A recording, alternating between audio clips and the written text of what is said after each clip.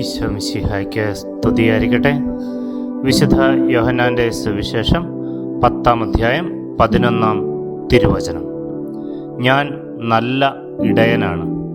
നല്ല ഇടയൻ ആടുകൾക്ക് വേണ്ടി ജീവൻ അർപ്പിക്കുന്നു. ഇടയനെയും നല്ല ഇടയനെയും ഒന്ന് വേർതിരിച്ച് മനസ്സിലാക്കാൻ ശ്രമിക്കാം.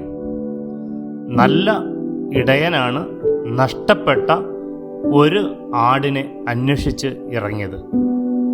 നല്ല ഇടയൻ ചെന്നായ്ക്കളിൽ നിന്ന് തൻ്റെ ആടുകളെ രക്ഷിക്കുന്നവനാണ്.